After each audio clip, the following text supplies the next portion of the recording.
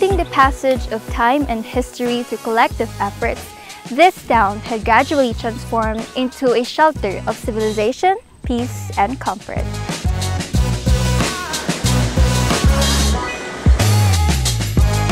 Come with me and be bewildered by the striking mountain ranges, a view that will take you to an experience that is totally new. Azure waters, rediscover yourself in one of the lagoons of the many lagoons that Aguilar safeguards. Decadent delicacies, these are products that test the passage of time and are made out of passion and love. And heartwarming people of Aguilar.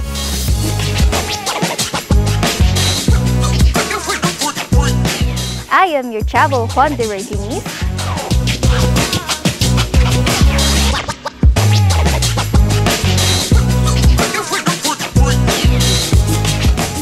Dito lang sa ganda mo, Pangasinan.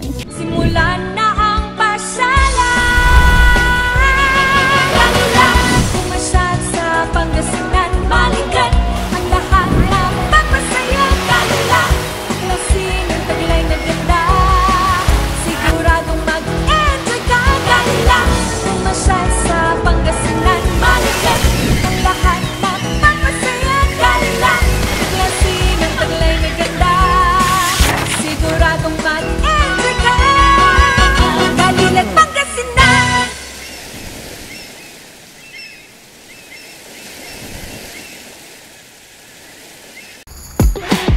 Very accessible ang bayan ng Aguilar.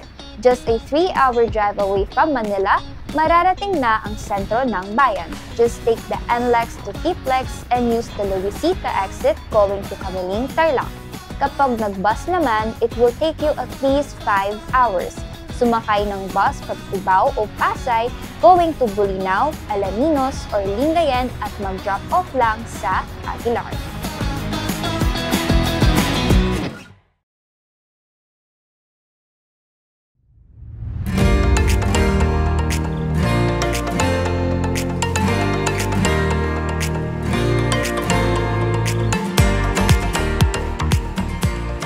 To be one of the most scenic roads in the Philippines that trails across the rolling hills of Pangasinan, Daang Catutubo gives visitors endless stretches of land and greenery.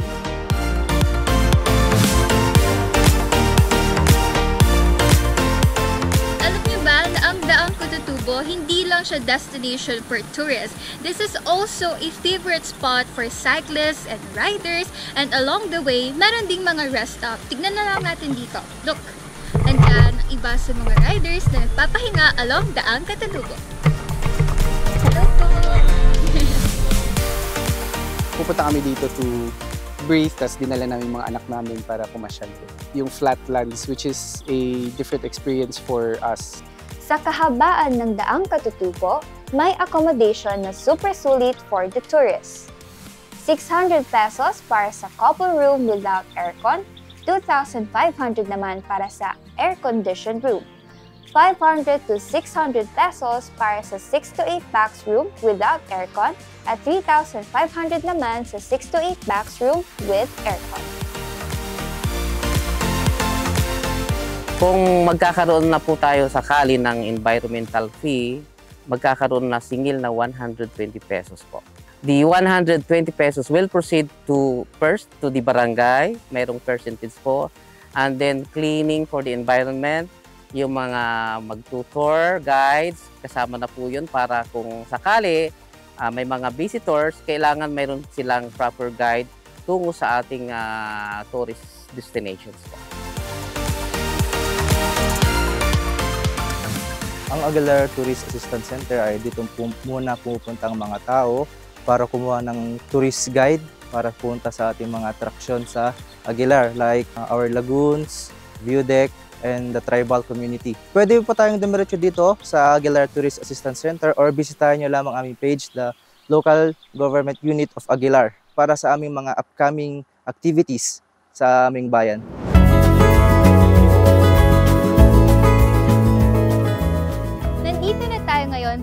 intersection ng Daang Katutubo. This road leads to Sitio Mapita and to the tribal communities of Aguilar, habang dito naman sa kabila ay papunta sa upstream lagoons and solar power plants. This road is also connected to Daang Kalikasan of Mga Taram, and it is also a link to Zambales.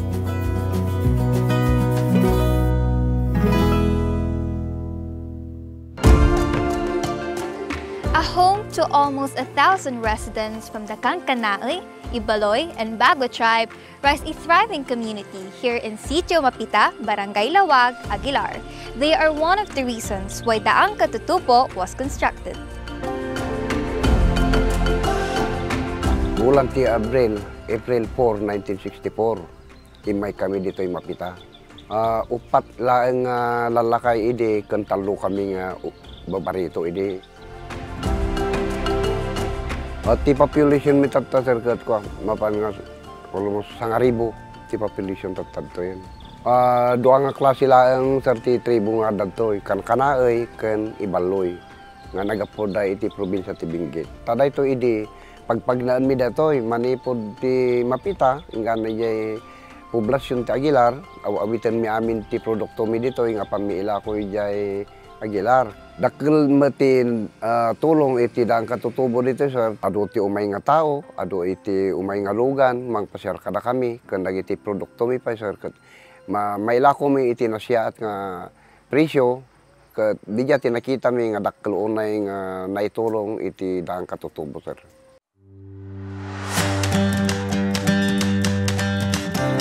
Ito ang prime na daan upang marating natin ang community na Sitio Mapita at mabigyan natin ng services or community access road going to town at pag-deliver na nila ng mga food, yung farm to market road. At saka to lead Sitio Mapita as one of our tourist spots kung saan para makita natin na mayroon palang mga indigenous people dito sa aming lugar sa bayan ng Aguilar, Pangasinan po.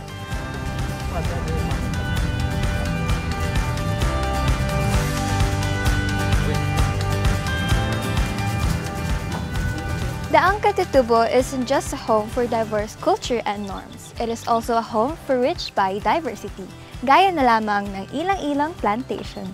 In 45 minutes to an hour, you'll reach the smell of ilang-ilang scattered to the silhouettes of the mountains of Aguilar. The flowers bringing the fragrance of the town across the borders through the perfume industry. This is ilang-ilang plantation na kung saan natatagpuan ito sa Barangay Lawag, Sitio Mapita, kung saan nahahanap natin ang production ng ilang-ilang. Ito po ay nagsimula ng year 2017 na kung saan nagkakaroon ng area na 270 hectares. Plantation ng ilang-ilang this is more than 27,000 na piraso ng puno ng ilang-ilang. Ang ilang-ilang na mga bulaklak ay ginagamit sa international perfume.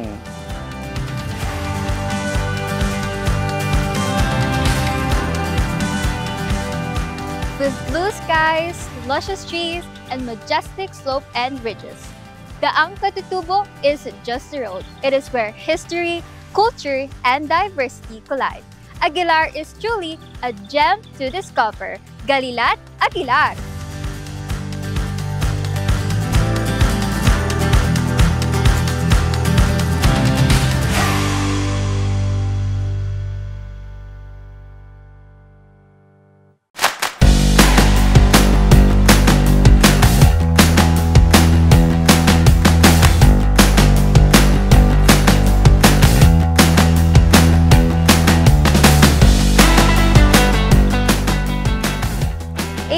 Upon acres of lush greens, mountain silhouettes, and scattered clouds.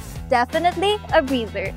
Just 30 to 40-minute drive from Poblacion, ang ating destinasyon, ang Mapita View Deck.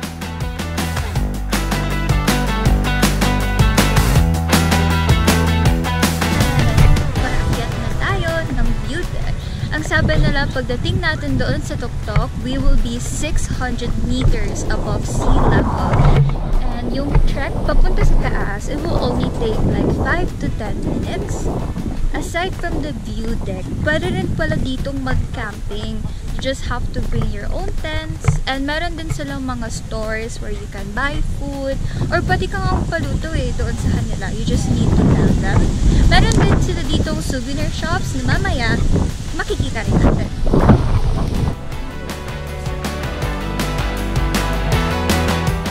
Here are the souvenir shops. Ay, ang cute!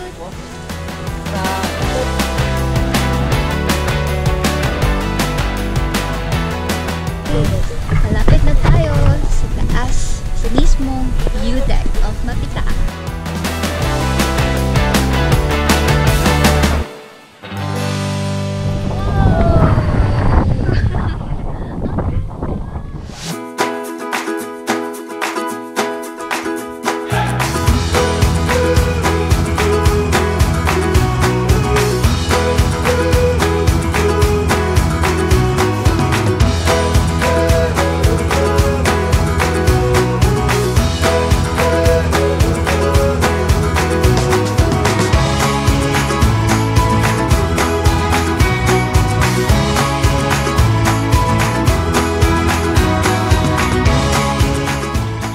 Tarlac po. Gusto kong makita ulit ito kasi nakarating na ako dati dito. Gusto kong makita ulit. Tsaka yung mga kasama ko, gusto kong makita din nila. Gusto kong nakakakita ng mountain, ng bundok. Natutuwa ako, na-amaze ako sa creation ng ating Panginoon.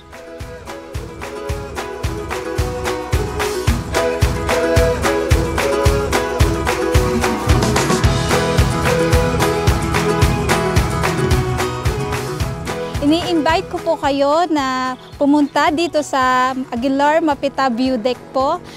Dito po makikita natin yung magandang tanawin ng Pangasinan. Makikita rin po natin yung Agno River.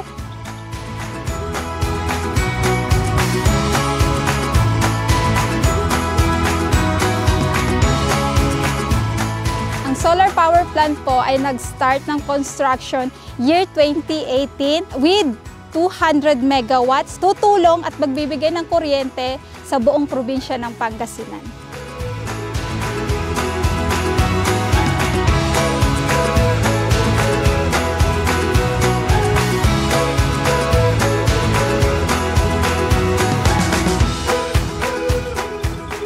A view that will take you to an experience that is totally new.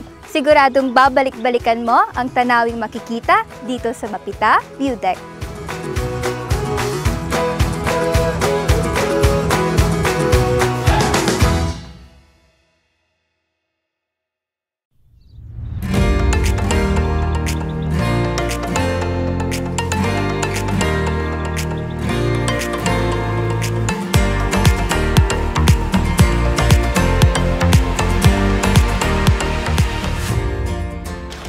Rediscover yourself in one of the lagoons of the many lagoons that Aguilar safeguards, the Bayawas Upstream Lagoons.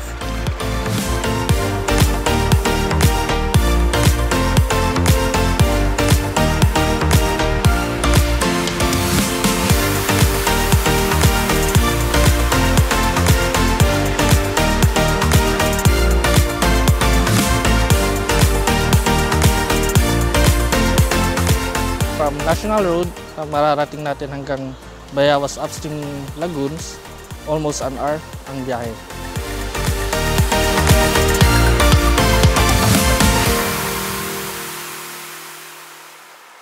Ang Bayawas Upstream Lagoons, mayroon tayong 18 lagoons.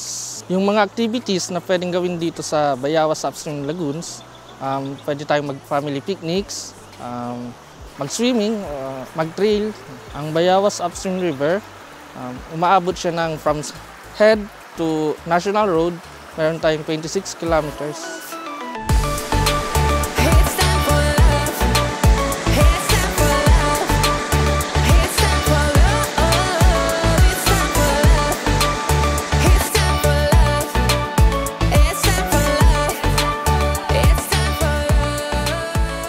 The reflection of the blue skies on the clear waters and the sound of splashing made it a creation, a mission of protection as the town prospers.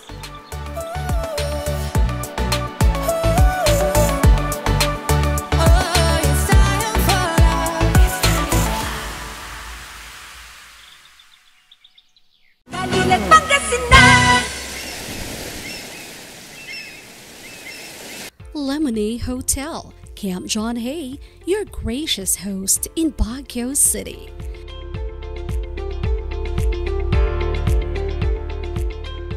For inquiries and reservations, call us at 0917-526-7049 or 074-300-6525 or email us at rsvn.lemonade@amg.com.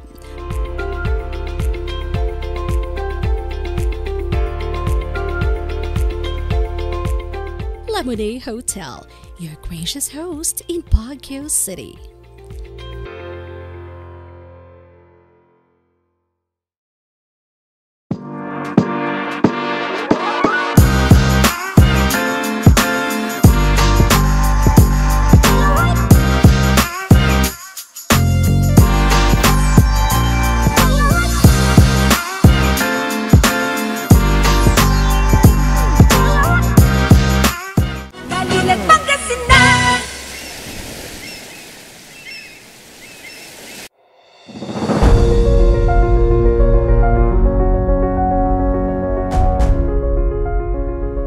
Bayan ng Aguilar was named after Governor General Rafael Marea de Aguilar during the Spanish regime. May myth namang istorya na mayroong agila na during night times pumapatong siya sa isang bakod, we call it alar in the dialect. Sinasabi na nagbabantay siya ng treasure ng bayan. Mga taga Aguilar, sinabi nila, yung agila, laging nakapatong sa alar, Aguilar.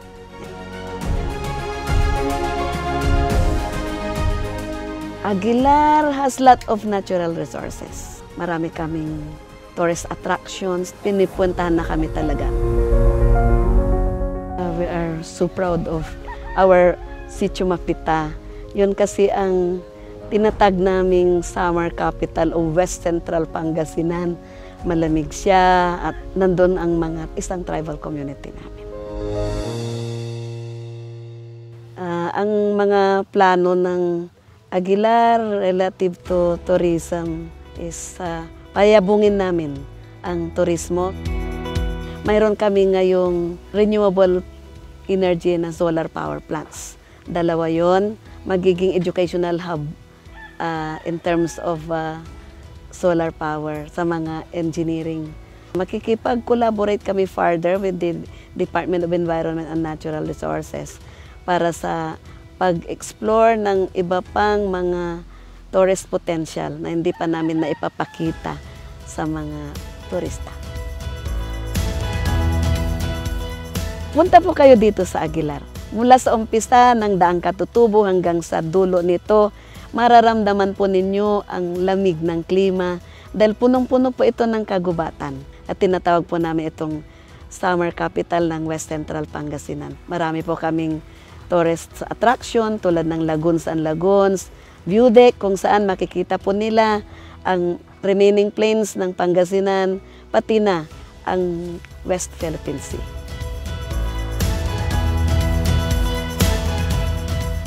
Ang tagline ng Aguilar is Talindag Aguilar, which is, pag tin-translate mo yan, itayo natin ang Aguilar. Together, gagawin naming economically stable ang Aguilar. Talindag Aguilar! Talindag Aguilar!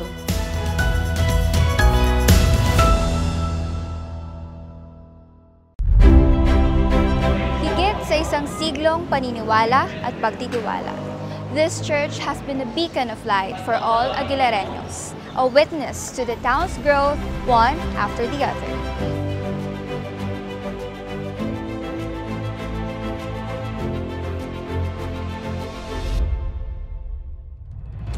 Actually, ito po ay tinatag 1811. Kaya pag pumasok kayo ng simbahan, makikita ninyo na 1811 yung ating simbahan. Sa pagkakaalam po, ito ay tinatag ng mga Dominicano.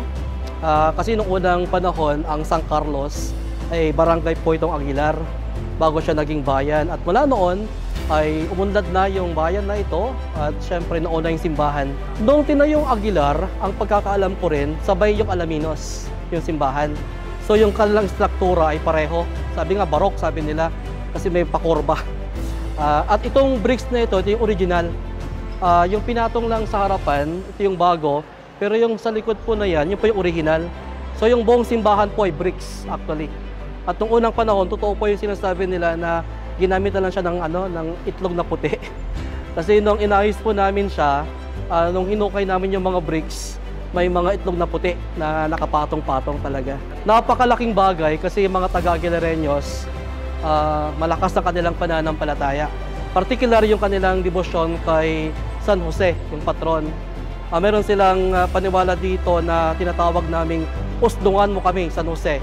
Ibig sabihin, pag pumunta kayo sa harap ng simbahan, meron doon original na estatwa ni San Jose, made from wood, at nakausdong siya sa buong Aguilar. Debosyon kay San Jose ay debosyong pang-universal. Ang Aguilar po yung pinakamaraming daily mass goers. So minsan, magsisimba ka ng araw-araw, papatak ng mga 50 hanggang 100, o kaya pag First Friday devotion, punong-puno yung simbahan. So sa 23 na parokya sa Alaminos, ang Aguilar po yung pinakamaraming daily mass goers. According sa history, actually, yung bell nila dito ay dinala noong year 1866. And until now, yun pa rin yung bell na ginagamit nila at yung bell na naririnig sa bayan ng Aguilar.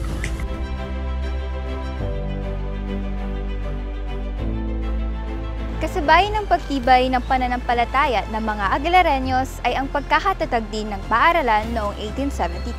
Ngayon ay kasabay na nito ang pag-unlad ng bayan ng Aguilar.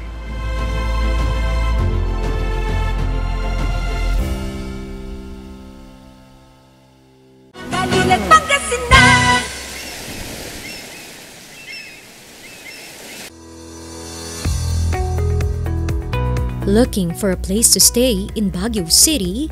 Find your calm at Hotel Supreme. A good dip at their pool.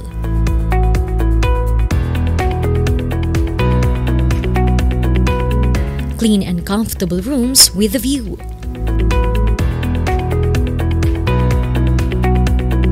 Accommodating staff.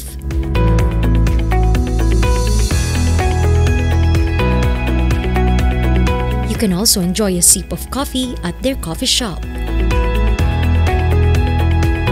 Good food for a good mood at their restaurants. Spacious halls for events, and many more. A perfect balance of business and relaxation, all at Hotel Supreme.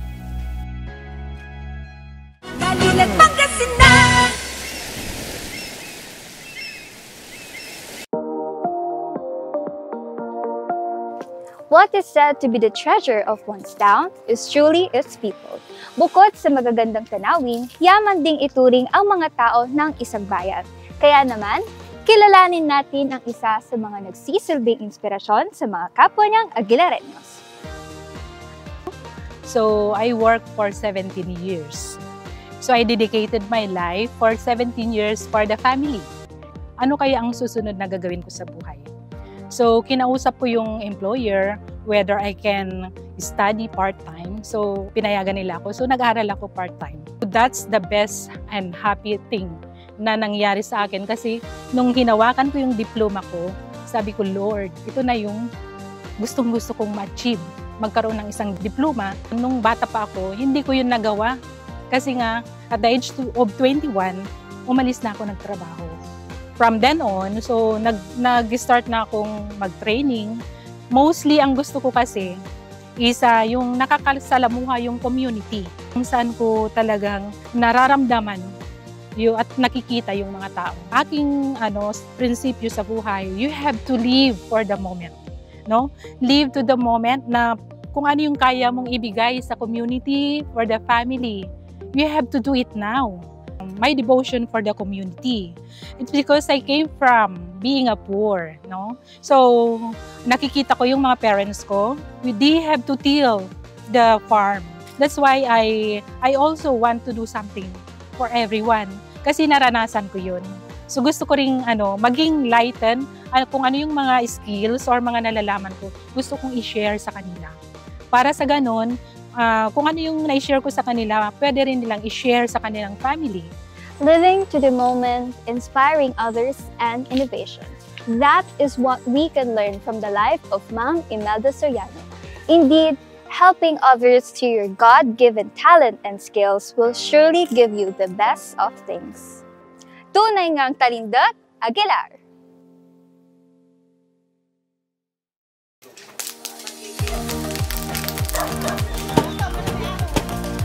Harvested, burnt, and pounded young ansakut palay turned to pinipig, known as diramen to the Aguilareños, can be cooked in many ways. These are products that test the passage of time and are made out of passion and love.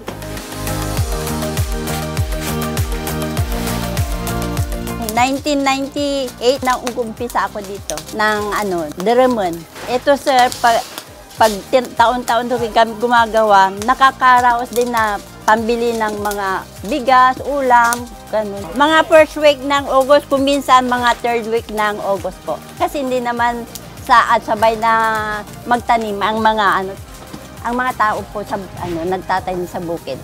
Kumukuha sa amin yung buyer namin, ibinebenta sa iba't ibang lugar. Ito tumutulong lang sa amin itong hanap buhay dahil sa na sa mga bata, yung pag-aaral nila, pagbaon, tapos kuminsan din pambili ng mga ulam. Isa sa pinagmamalaking unsakut product ng Aguilar ay ang diramen in lubi. Kung gusto nyo itong matikman, makakabili kayo nito 20 pesos per slice. Pero kung gusto nyo naman yung isang bilao, they have a small bilao for 600 pesos, medium for 800, at yung pinakamalaki ay 1,000. Aside from diramen in lubi, pwede rin itong gawing bibingka, bilo-bilo, ginataan, ice candy, and many more. Teamwork really does the dream work. Yan ang pinapatunayan ng produktong inlubi na bunga ng paghihirap, tiyaga at determinasyon ng mga Aguilareños.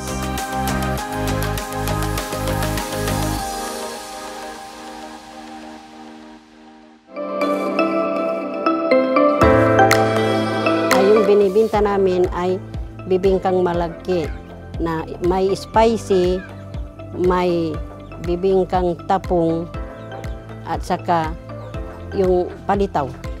Isang bilao ang binta ko 800. Yung binibinta ko ngayon yung spicy na bibingka. Masarap kasi kaya siya mabinta. Masarap na parang may anghang. Diyan ko kinukuha yung mga budget ng anak ko sa eskwela at saka budget sa bahay. May mapambili ng bigas na 1 kilo, 2 kilo, at saka yung mga baon ng mga apo ko. Nanalo ako ng Bis Native Spicy Bibingka.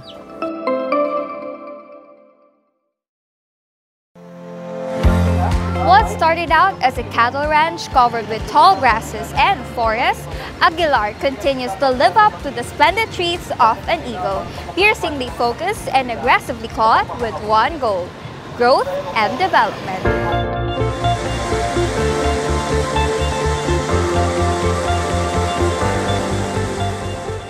One word that kept on popping in my mind throughout this trip was enchanting. The natural beauty of Aguilar has captured my heart, and I definitely felt the warm welcome from the more than 48,000 Aguilareños.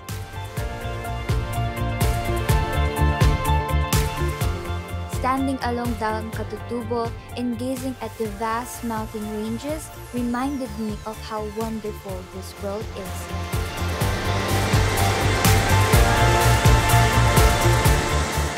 And I felt peace and joy when I stood by the waters of the lagoons.